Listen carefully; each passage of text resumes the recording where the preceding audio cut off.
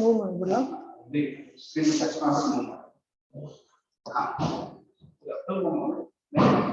ಇಲ್ಲ ಇಲ್ಲ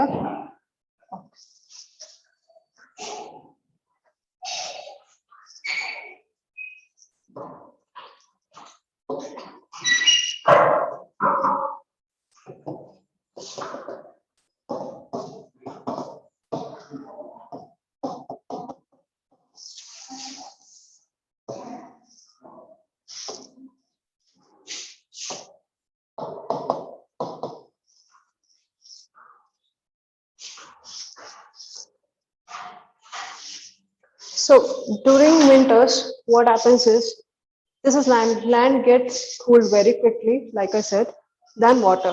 So when it is getting cooled, what actually happens? What kind of pressure is created here? It's a high pressure. High pressure is created over land, and sea is warmer comparatively to land. Therefore, low pressure is created. So when I said high pressure is created, here, because of low pressure, the air rises above. The packet of low pressure air rises above. Since there is high pressure, as we know, like earlier, it travels from high pressure to low pressure to fill in this void. Once it travels here, this packet of air, it will pick up the moisture from this sea. And now because of low pressure, this high pressure packet of air is also rises up to form clouds. And once the moisture content is heavier, when it can't hold anymore, it will drop it in the form of droplets or rainfall. So when the breeze is traveling from, the wind is traveling from land to sea, we call it as land breeze. And rainfall happens over the sea itself. So this is about wind process formation. So one thing to remember is in wind process formation is land gets heated up quickly and cools down quickly than water body. And because of that, there is low pressure created over land whenever it gets heated up, and high pressure created on our water body when during summers. So, and also the wind always flows in the direction of high pressure to low pressure to fill in the void space. So we need to remember this thing. Wind travels always from high pressure to low pressure. This is very important fact to remember, so that even going forward in prelims or any exams, you will have to make a choice between two options. So these are the things to remember to make a right choice. So this is about wind process formation. Next, like I said, the another factor which influences monsoon is Coriolis force. Coriolis force, I don't want to deal with it in later. You just have to know this much, that, sorry, this is Earth and there is equator. So what actually happens is wind direction, whenever it is traveling in the northern hemisphere, it deflects towards right. And this deflection is called as, it is happening because of Coriolis force. Just know this, Coriolis force exerts a pressure over the wind to tilt towards right in the northern hemisphere and towards left in the southern hemisphere. So like you see here, the wind is traveling in this direction.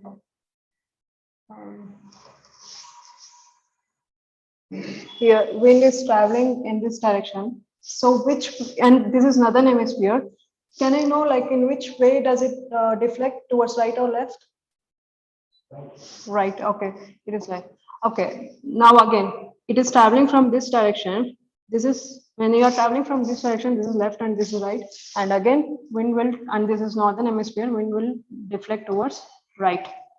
Again, this is very important fact to note, so that when there is an option to make during examination, we should know, and for sure. And in southern hemisphere again, it's the same wind which is traveling in this direction. It will deflect towards which direction in some southern hemisphere? Left. So left. And again, if it is traveling in this direction, this becomes left and it will deflect towards left direction. So this is Coriolis force. And another thing to note is like Coriolis force at the equator is 0 and at the poles it is max, because at the equator the angle formed with the latitude is 0. Okay, so there is no much Coriolis force, but at the poles it is actually, the force is directly proportional to the angle of the latitude. As we move upwards, as the latitude increases, the Coriolis force increases further and further, and it is maximum at the poles. These are the important facts to remember, that wind deflects towards right under the influence of Coriolis force in the northern hemisphere, and it deflects towards left under the influence of Coriolis force in southern hemisphere. And Coriolis force is 0 at equator and it is maximum at poles. So these are some facts to know. And any doubt so far in wind process formation or Coriolis force? Just don't get confused here. It's actually, if I'm standing this direction, you have to tilt right. And if I'm standing in this direction, and if I'm in northern hemisphere, I'll have to again tilt right. So don't get confused that it is getting, deflected towards left. No, it is deflecting towards right here also. And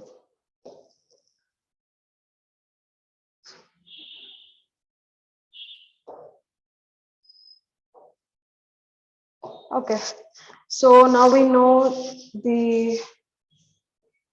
how the wind process formation is, what Coriolis force is. Now let us try and understand what are jet streams. Jet streams are a narrow band of wind which is present at the upper atmosphere, say troposphere layer. It travels at a very high speed. It's a narrow band of wind. So there are two types of permanent jet streams. One is polar jet stream, another one is subtropical jet stream. Polar jet stream exists at 60-degree latitude, and subtropical jet stream exists at 30-degree latitude, if you can see. Why this is formed is, I will just deal with this superficially because this is a very broad topic. Why it is formed is like, see here at equator we have low pressure, air rises and travels towards the high pressure and descends here, and we have a packet of air here at the polar end. It rises upwards and descends here. So when the packet of air is descending here, it actually forms wherever the two air masses of differential temperature meets. Here comparatively the air mass is cold, like it is away from the equator. Here comparatively the air mass is hot.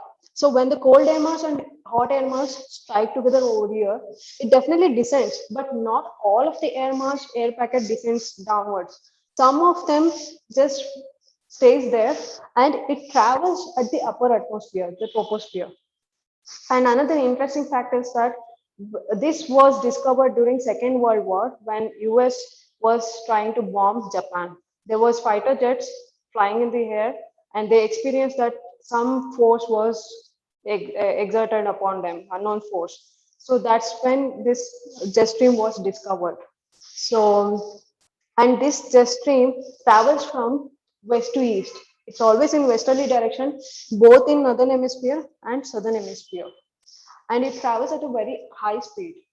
The subtropical jet stream speed is lesser than tropical jet streams, because I already told you that Coriolis force is more at the polar and less at the towards the equator. That's one of the reasons, and there are many other reasons. I don't want to deal with it in detail. That's a separate topic. So this is about jet streams. These are the permanent jet streams. Apart from these jet streams, we also have something called as temporary jet streams, which are formed locally depending on the seasons, like in summer and winters. We will deal with that even in monsoon, we have two such temporary jet streams which is formed upon Indian subcontinent. So this is about jet stream. Do you have any? When when two different packet of air masses of different temperature they meet, they they form a separate air mass which doesn't get descended to the downwards like on the ground. Some of it stays in the air and it flows. And there are certain reasons for it to flow because of gravity and the rotation of Earth, Coriolis force, everything is exerted upon it. So it travels at the upper atmosphere. And it has some effects on the local winds too, on global weather phenomena. So that's like you see here, this is Bolar jet stream, and this is subtropical jet stream. It exists both in northern and southern hemisphere, and it is traveling from west to east always.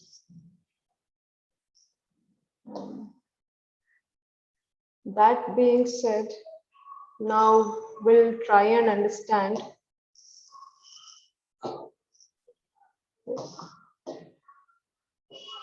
the mechanism of Indian monsoon.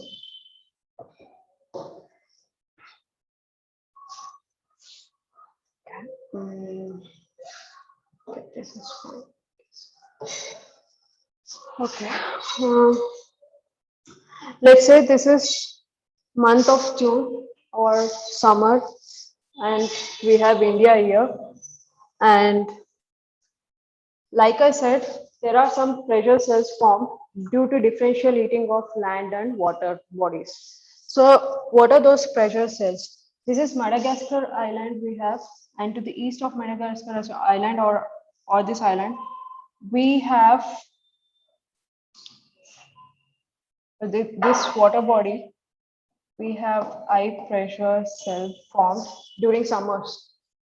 Okay, and this is India, and we have Tibetan Plateau here, and it's a vast expanse plateau of no surrounding water bodies. It's a landmass where, because of excessive heating of land, low pressure is created. Low pressure cell is created here. All right. These are two pressure cells that is created upon Indian continent and on Madagascar, like east of Madagascar island during summers. These are the conditions during the summer. Apart from these two, we also have something known as this is you are seeing this right. This is subtropical westerly jet stream, which is flowing at the upper atmosphere of the Earth, which is in troposphere. So when this is one jet stream, and we have another jet stream here. It's called as Somali jet stream. This is also a local one. I'll tell you how this has an influence. And we have something called as low pressure, low pressure cell over Western Pacific pool here. And this is equator. And like we know, south of equator, we have southeast trade winds, and north of equator, we have northeast trade winds, right? So during summer, what actually happens is around the equator, just 5 degrees above equator, there is something called as intertropical convergence zone. Intertropical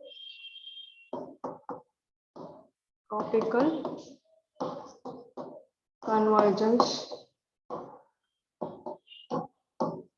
zone. In short, you also call it as ITCZ belt. So it is formed where northeast trade winds and southeast trade winds meet at the equator, right? That's where this belt is formed. And here, there is a very low pressure at the equator during summer months.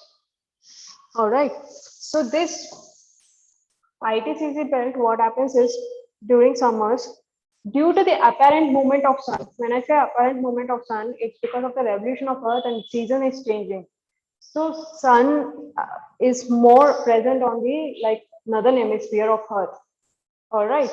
So because of this apparent movement, this belt, intertropical convergence zone, which usually forms above, at the equator, it also shifts towards northern side. Okay, it also shifts towards northern side to an extent where it shifts almost up till 40 to 45-degree northern latitude, somewhere here. So this belt, all you have to know is it's a low pressure belt. All right. So here we have this ITCC belt shifted from equator towards northern hemisphere. All right. Over the northern plates, we have ITCC belt. So now what happens is we have low pressure over Tibetan plateau. We have low pressure, that is ITCC belt is nothing but a low pressure belt. It is over the northern plains, and we have high pressure in the to the east of Madagascar, that is Indian Ocean, because water gets heated up slowly. Comparatively to the land, it is having high pressure cell. And we have low pressure in Western Pacific pool. I'll talk about this bit later, how this also makes an influence in our monsoon.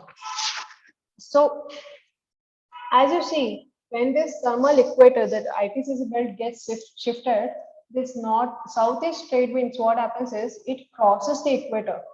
It crosses the equator. All right. When it crosses the equator, what should actually happen? That it has crossed the equator and it is now in the northern hemisphere. Like we know, because of Coriolis force, once it is in northern hemisphere, it can nowhere travel towards left. So that's why it changes its direction towards right in the northern hemisphere because of Coriolis force. When this change of direction happens, this is nothing but southwest monsoon winds. This is exactly what is southwest monsoon winds. So just know this part.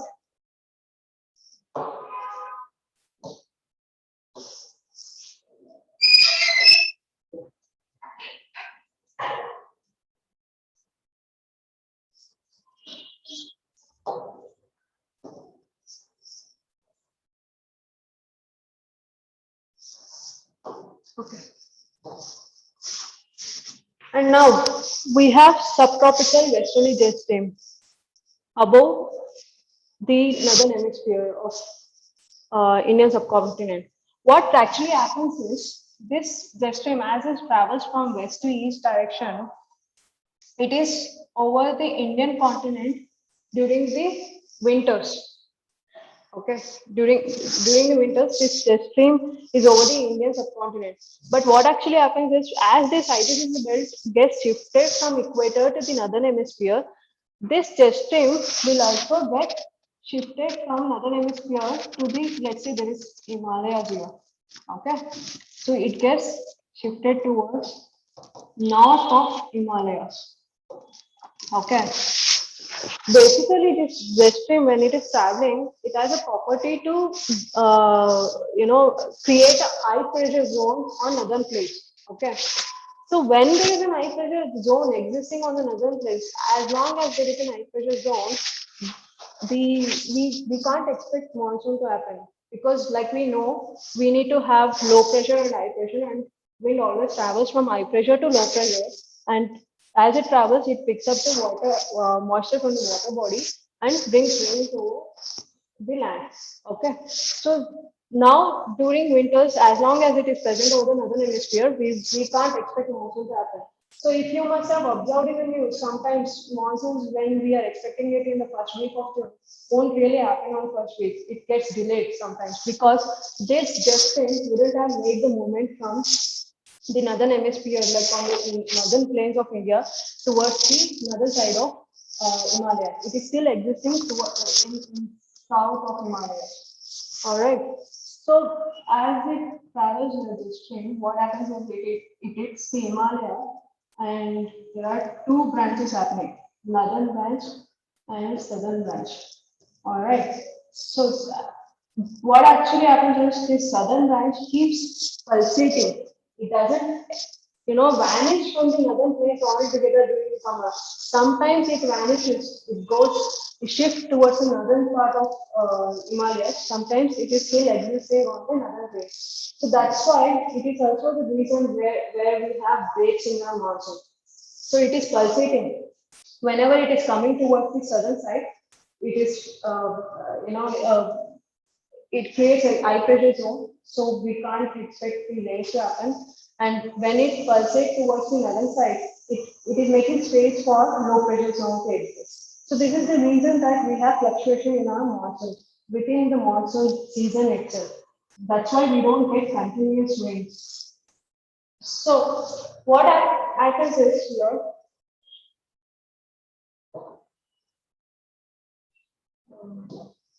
Okay.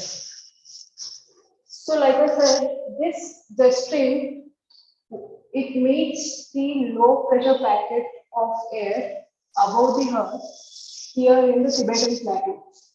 Once it meets that packet of air, for the reason still unknown, that packet of air forms another separate jet stream, local jet stream called tropical easterly jet stream.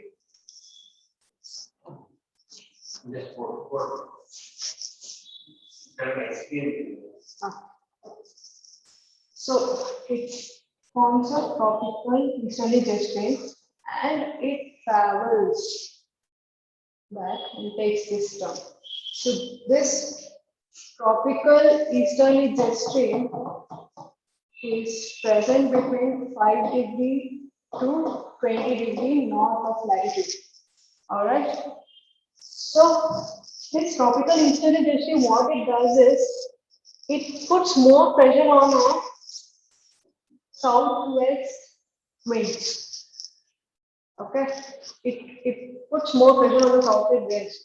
When this puts more pressure on the southwest winds, the intensity of rains we experience is also more. The monsoon intensity is also more. If this weakens, monsoon intensity is low. Likewise, all of these factors, all of these pressure cells, it should be in a set conditions. Like we should have enough low pressure on Tibet Plateau. We should have this extreme southern branch move towards the northern side of Himalayas, and the water, the east of Madagascar Island water body should have more high pressure. And we also have another local jet stream called Somali jet stream besides Somali Africa, all of Africa. Even this helps pushing the southwest winds with more force towards Indian subcontinent. So this is the whole mechanism of monsoon, southwest monsoon during summers. And like I said, we also have some another factor called Indian Ocean Dipole. So when I say Indian Ocean Dipole, there is like two pressure cells here. Above the Australian continent, we have Western Pacific pool, and here the water gets heated up, and in summers it creates a low pressure cell. Again, over here we have high pressure cell. So even this, like, will have wind moves from high pressure to low pressure, and from year to year, and like one branch is moving towards Tibetan Plateau, other branch is moving towards Western Pacific Pool. So more is the low pressure over Western Pacific Pool, higher is the high pressure over the east of Madagascar Island, okay, in the Indian Ocean.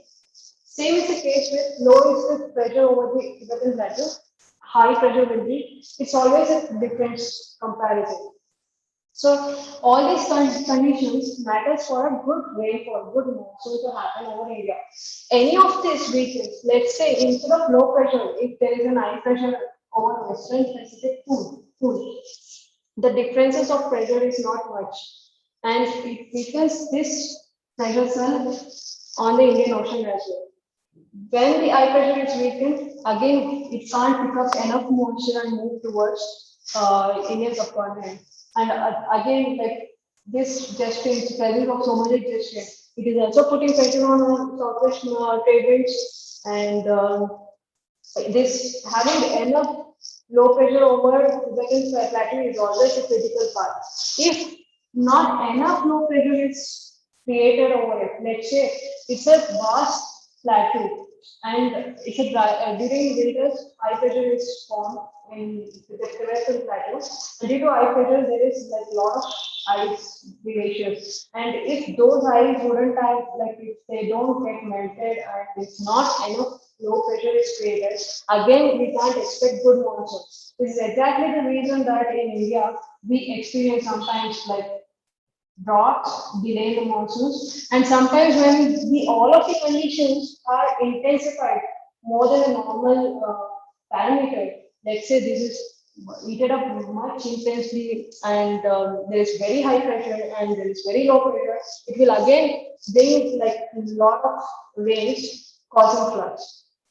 So these are some of the factors that we know which influences Indian monsoon. Besides these factors, there are other several factors. Still, we haven't identified them. So that's why many of the times there are a lot of confusion in predicting the monsoons. We are not never being able to predict exactly when the monsoon is happening, how the breaks are happening. Will we have a drought? Will we have a flood? We can't exactly predict. We can make some mere presumptions, that's it. So that's about monsoon mechanism. All right, this is happening during the dipole. Okay, it's diamonds two. Okay, so this is one pressure cell, like pole as what we consider, and we have another pressure cell here. Two poles in the differential. Yes, differential pressure is called dipole. All right. So whenever this pressure condition is reversed over Western Pacific pool, we will have a negative dipole. Sorry, positive dipole. Whenever there is a pressure condition, reversal of pressure condition on Western Pacific pool, the normal condition is to have a low pressure. But due to some reason, if the pressure condition changes here, we will have a positive ocean dipole. Positive Indian ocean dipole means I didn't want to tell this because it would be a little more confusing to put everything at one go. We will have a very, we won't have a good rainfall. We won't have a good monsoon. Whenever we have negative Indian ocean dipole, we will have good rainfall. And it is also to do with El Nino and southern oscillation. We can also call it as southern oscillation. I don't want to stress on this part altogether at this point of time. That's a separate topic which will be dealt with. Whole world. Okay, in the whole world. Monsoon happens like in between 20 degrees north and 20 degrees south, and it is more prominent in South and Southeast Asian countries in the whole world. Otherwise, monsoon exists in this belt across the global, but it is more dominant in these regions. So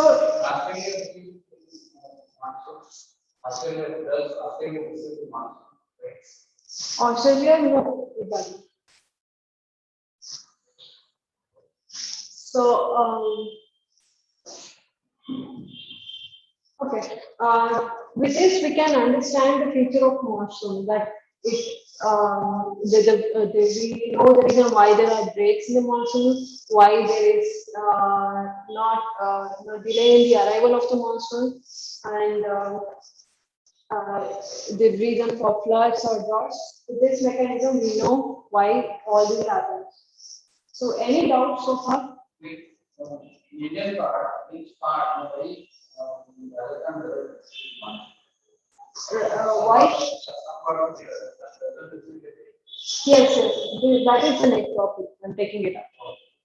Now, as of now, I just wanted to stress more on the factors how it influences the monsoon to happen. Yes. You told about the axis, right? Yes. So in that axis, he did not. Maybe I have missed it. Like, have you still appeared moment of sun? Yes, I have. Like I'll also repeat it. This is the equator.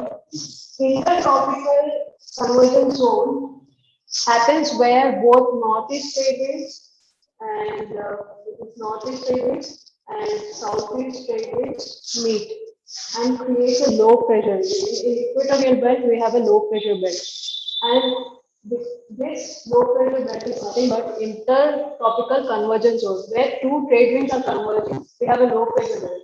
But in the summer, what happens is due to apparent movement of sun, where the sun's presence or the effect is more on the northern hemisphere, this belt moves upward because the low pressure is moving towards the northern side due to the apparent movement of the sun. That's why from 5 degree north of equator, the PCC belt moves almost till 40-45 degree north of equator. And we can see that clearly it will be present over northern plains of India during summers. Okay.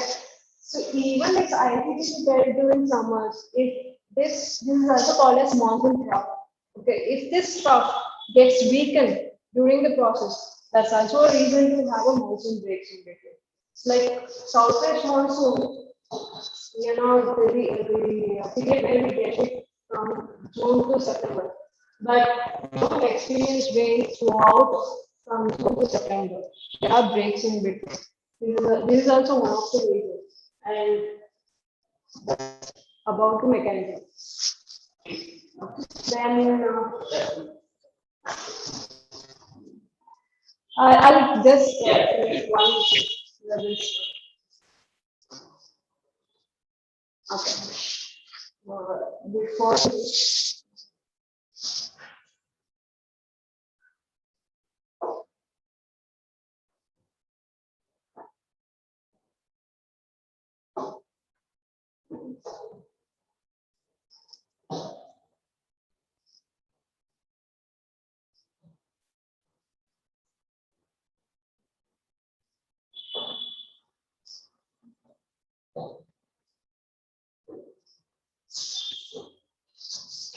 so monsoon's very definition is reversal of season of winds.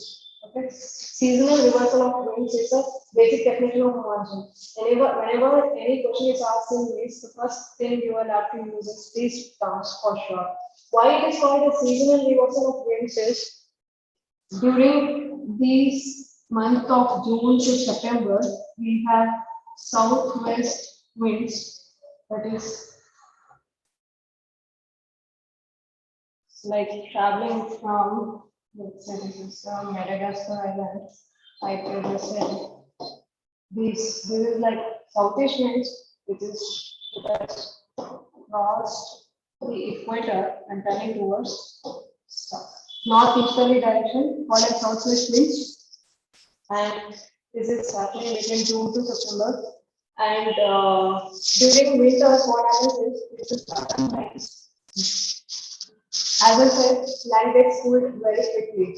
It will create a high pressure cell over another cell. With this high pressure cell,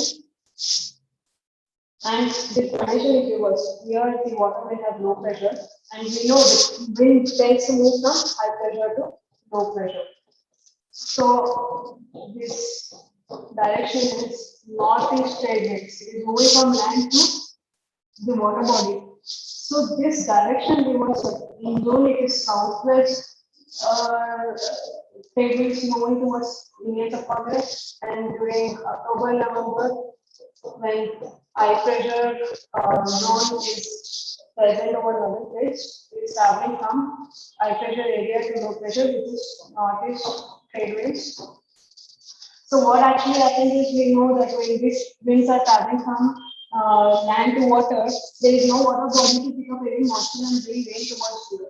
But what really happens is when it is traveling, you can see this is a water body in Bay of Bengal, where it picks up some moisture and brings rain only to this part of India. So when I say this part of India, it is Tamil Nadu, southeast Karnataka, southeast Kerala.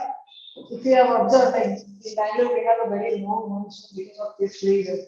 And it is also a condition where we must have read, like you must have come across the news about the floods happening during November in the southern, east coast of India, like Odisha, Andhra Pradesh, and Tamil Nadu. This is one of the reasons. And also, like by the time of October, November, what we happens is in Bay of Bengal, the water would have heated up over the period of time from the summer months. And we know the cyclonic condition, one of the main criteria to fulfill is sea surface temperature should be like about 25 degrees. So now the temperature is enough to create depressions, and we will experience cyclone during that period of time. And this is about the change of reversal of winds from southwest to northeast. And apart from this, like your question, so your question. So you said like in Rajasthan we don't get rains. So we have something called as Aravalli here. Alright. So we have southwest